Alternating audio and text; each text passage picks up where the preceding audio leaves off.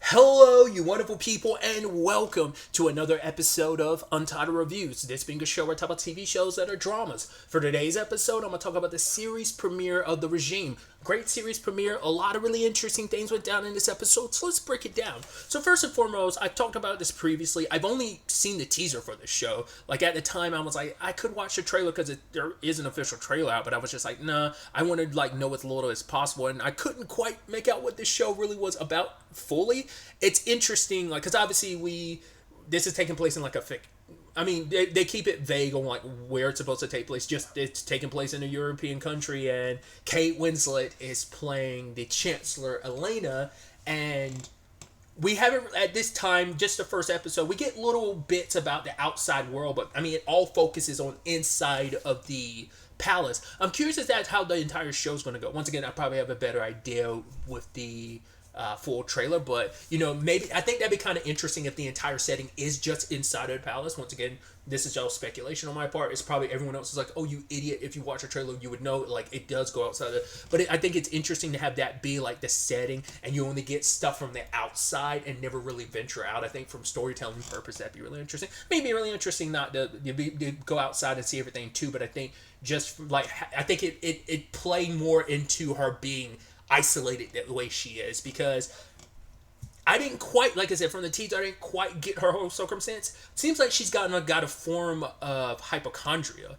She's worried about mold, so they're restructuring the palace and stuff like that. She's very particular about not really shaking people's hands. Some of the staff are when you're talking to her, breathe in the opposite direction, or if you're talking to her, cover your mouth. Always make sure you have minty breath. She's very weird about that stuff. She seems very odd, and so that's where we kind of have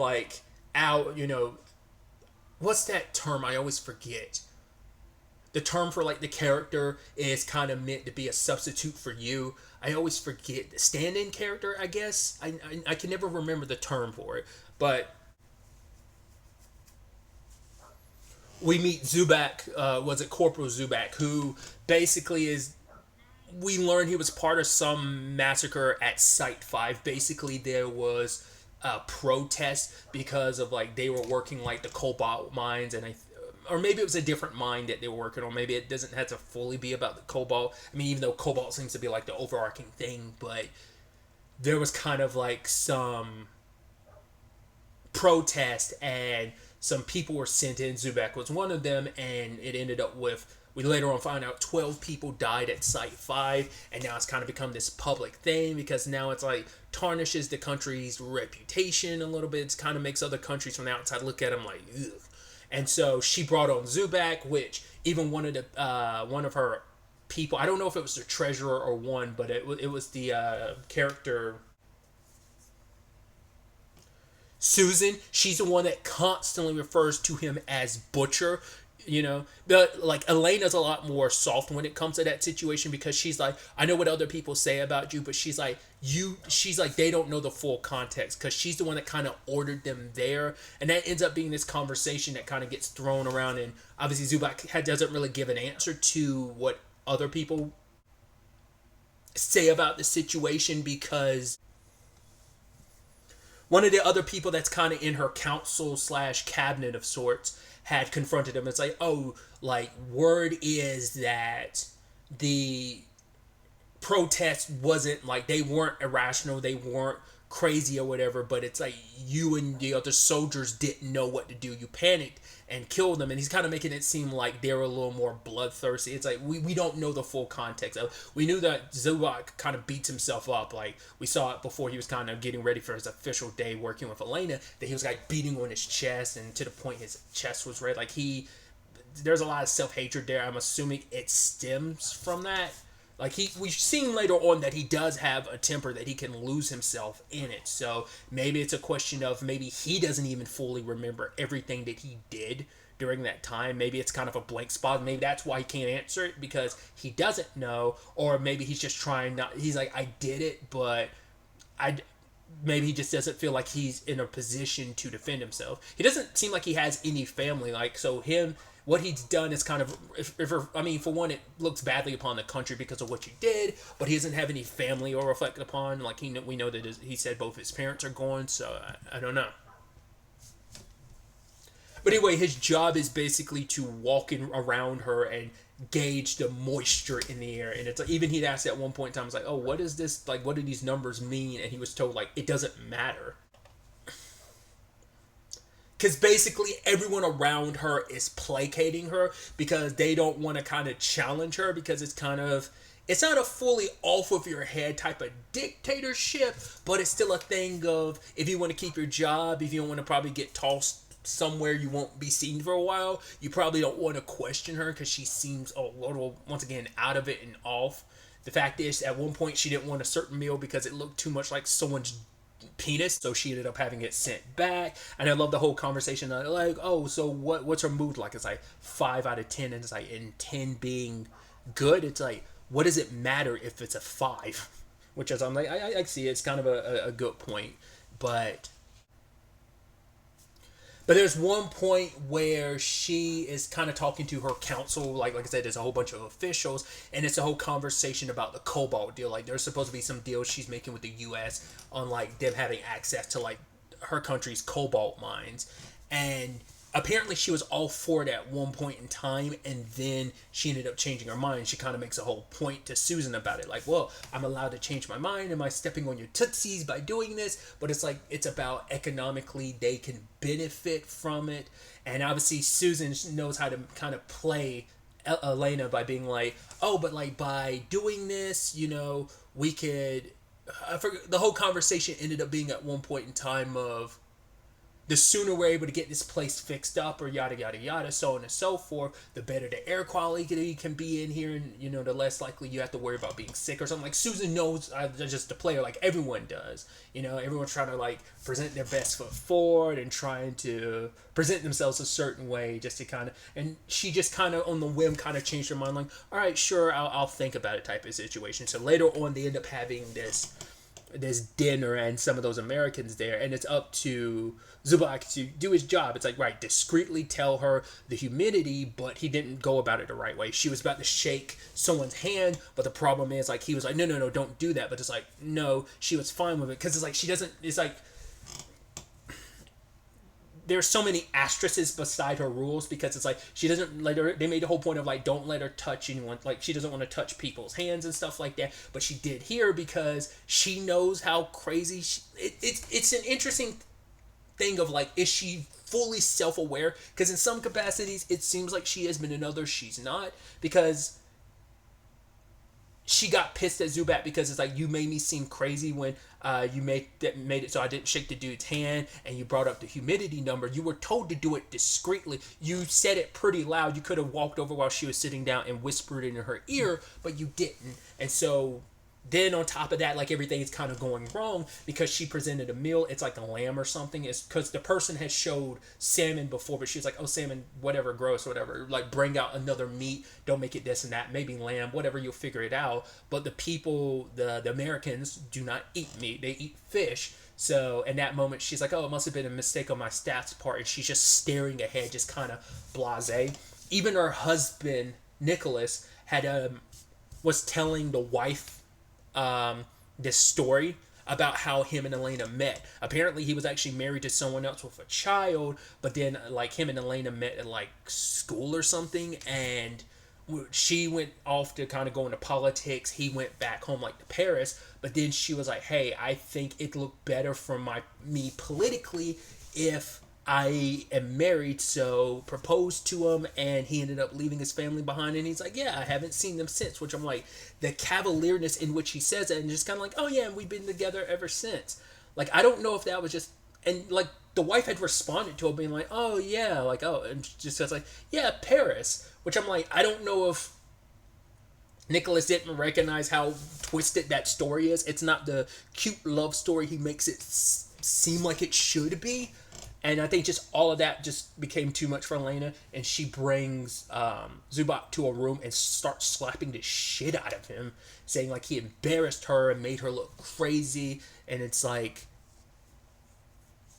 she's saying like, oh, like you should next time you should take your gun and point it at yourself and blow your brains out. You're like, Jesus, because she was the one that had just told him earlier in the episode, like, hey, I understand you're not the monster that people paint you as, but then you kind of used this terrible thing that happened that he was involved in, and you kind of used it against him. It's like, oh, rather than pointing at people and killing them, why don't you just kill yourself? It's like, yeah, and then she kind of sat back and had continued the dinner, and obviously she tried to continue the dealings with the Americans, saying like, oh, okay, we'll co-sign the whole Cobalt thing. The problem is, though, they wanted at least like 30% ownership, which she was kind of okay with, but eventually they would have wanted that to be 51%, meaning that they would have majority stake in these, meaning that even though these mines are in their country, the U.S. would be the ones that kind of dictate whether or not it's like, oh, so if we wanted to do anything with the cobalt, we would have to ask you. And he's like, no, and obviously we'd be very generous and generable, and obviously we'd be very agreeable. So it's like, we still don't fully, well, we at that time it's still up in the air how she was going to handle that. So, but basically Zubat got fired because of this, and basically he had to walk the hallways like between like 12 and like midnight to like 7 a.m. and he basically have to check the moisture levels. It's like, yeah, you were basically sent on night guard duty, never to interact with the Chancellor again. And for him, it's like, I was just trying to be helpful. Like I said, he was just beating himself up, which is like, that was very dark. Like, I don't know, like just from an emotional, psychological standpoint, him in a hallway beating himself up is like, oh, you're stupid, you should kill yourself. I was like, Jesus, that's dark. You know, because we still don't know like Zubat's like full circumstances. We barely scratch the surface on who he is. But all of a sudden, while he's doing his shift, he notices the door to the room, her room is open, goes in there, and Elena wakes up and finds some strange dude sitting there. I love bringing that around because we'd seen that dude twice in the episode. He's looking around, standing around, and multiple times he was told by, I believe it was, the character's name is Agnes. She's the main person that kind of gives Zubat the lowdown of just how things kind of work around the facility. Like, she's the one kind of checking in on things. But multiple times she ran into that dude like, do you need a map or something? Go find your station. And he just turns and he just runs away. I'm like, what's that dude's deal? Turns out he was here kind of coming after Elena because it turns out he is a miner from one of those cobalt mines. I don't know if he was specifically tied to Site 5. That's why I'm like trying to remember. I'd assume Site 5 was also a cobalt mine as well, but because they were protesting because of like the terrible conditions or whatever, right? Well, I guess he wasn't sure on what he was going to do because he was just sitting at her bed, and I guess he hadn't decided on what he was fully going to do. And Elena's trying to talk him down. It's like, hey, we're from the same area, you and me, we can just talk. And then Zubat comes in and it turns into an altercation, a very one-sided altercation, because Zubat ends up beating the crap out of him and just like losing it, and he got pulled off of her, and the whole situation sets like Elena off, and she's just like, oh my god, like, I think she was like, I breathe it in, and he's carrying her to the doctor's room so they can like check on her because she has like a lung cancer situation. She's predisposed. It might not have been lung cancer. It might have just like lung disease. She's predisposed to it because her father had it, so she's more likely to have it. And I think like I said, hypochondriac, like I think that just kind of exasperates that even more, because we had seen like at one point she had to be put into this like special casing or whatever to like pump oxygen, and like I don't know if is that more so about the hypochondria of her thinking like, oh my god, there's so much impure air that she needed fresh air, or was that actually for her actual condition? Maybe it's a combination of the two to, placebo effect to calm her hypochondria, but also for the betterment of her actual condition. But, what I thought was so interesting, and it speaks volumes in that scene, is that when she's kind of freaking out and kind of panicking, Zubat takes her hand and like they clasp hands together, and even Nicholas notices it because once again she doesn't really touch people's hands, and in that moment his hand is covered in blood, but she's not freaking out. In fact, she's calming down, and he's there kind of soothing her. And so we skip to 2 weeks later, and it seems like Zubat's the only one that really has any interaction with her. She's kind of closed off from everyone else. Now, it becomes this thing of how much of that is her decision considering the state she's in versus Zubak kind of making that decision unilaterally. It seemed like it was kind of her decision, but she is keeping him close, even to the point Nicholas shows up and he's like, oh, do you have an appointment? It's like, I'm her husband. You think I'd be able to come in? But then it's like, my love, go. It's okay, my love. And even Nicholas was like, my love? Like, what the hell are you talking?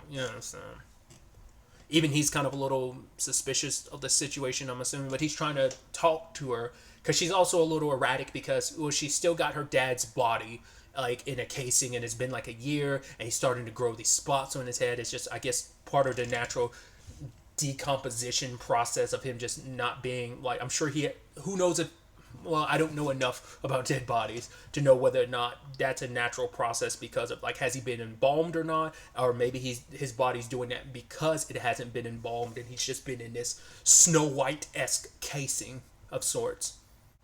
But obviously she hadn't made a public appearance in like 2 weeks, so everyone, the people in particular, were kind of a little on edge of being like, what's going on? And so the staff doesn't know what to do either. Like the country's like trying to figure out what they're going to do. So Susan and one of the other officials is talking to her later on after having a meeting with her, and they're like, okay, so you need to decide what to do. They're suggesting like, hey, this place isn't good for you, so let's stop all the work on this place and we'll relocate you to a different area, but some of the staff will stay behind and we shall, dictate some of those pressing matters that you don't have to worry about, like the Cobalt deal. So it's like, yeah, we'll handle business deals like that, so that way you can go somewhere and actually because you being in this place, if all production on like, fixing the place up stops, you're just going to get sicker and sicker, so why not leave?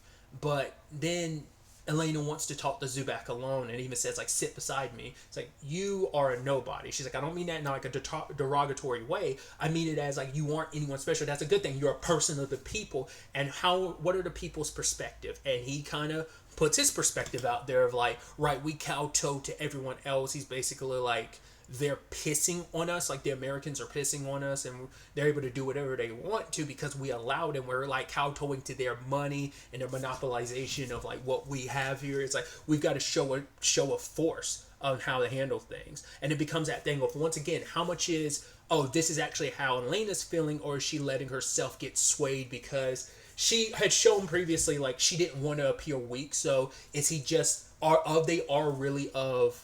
there was that whole conversation about him being of kind of clear mind or whatever. It's like, are they just two of the same mind, or is it just her opinion and who she is right now is being swayed by everything? Because he's trying to say, you're not, like, none of this. He destroys the moisture detector. It's like, no, this isn't about this. It's them making you sick, telling you to make these terrible decisions for the country. Like, you need to grab these people by the balls and basically crush them. And he's like, if I could, I'd like bash your faces in every week or something, like the show of strength to like any outside nation that they can't kind of come into our country and run us and manipulate us the way they want to. Had to show a strength. And so next time we see her, she is much better. She seems healthier and more powerful, and she makes a declaration and basically got rid of some of those people like Susan, saying like, hey, they tried to betray me, they were making me sick. So is it like because once again, Zubak himself doesn't seem like he's all there. Elena definitely isn't all there. So is it the meeting of crazy,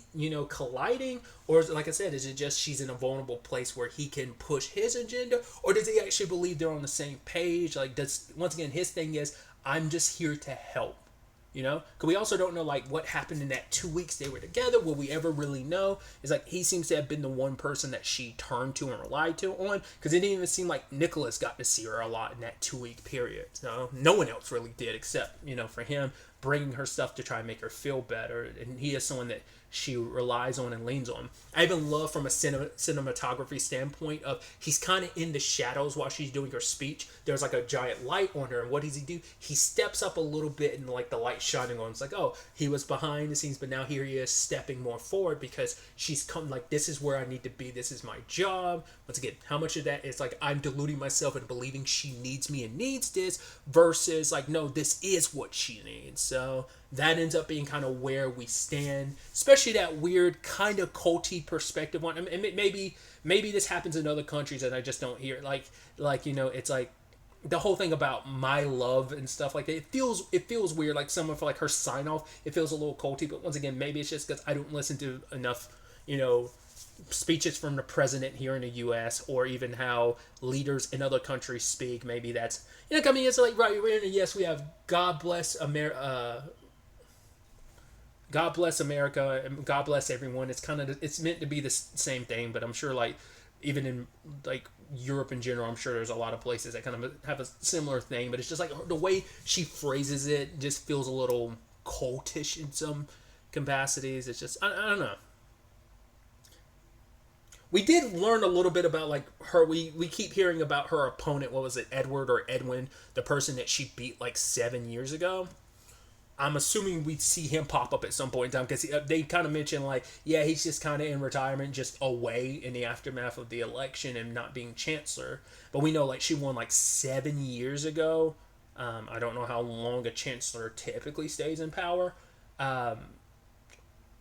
because like her and Nicholas had this conversation about who she was, and he was like, "That's who you were," but she's like, "No, this is who I've always been. You just only gotten to see it firsthand, like more and more recently."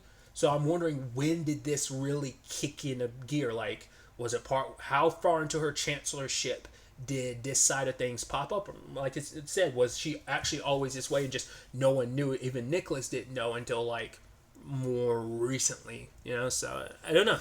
It's an interesting premise, interesting setup and circumstances. I'm excited to see where all this ends up taking us. Based on what I was seeing, I knew it was a limited series, but it seems like it's only 6 episodes. So I'm curious to see where this goes. I could see shit really hitting the fan as things continue. Like I said, I'm really curious to see if we learn more about Zubac and just like what he really wants, and like I said, to like get a clearer distinction of how, and maybe that's always going to be something where there will never be clarity on how much is Zubac's words versus like how much is really how Elena feels about things, because they had that whole thing of like, well, have we met before? And she was like, oh, in her dreams. And where were we in that dream again? It's like, especially because he's telling her like, right, show them your strength so that you can like let no one compromise.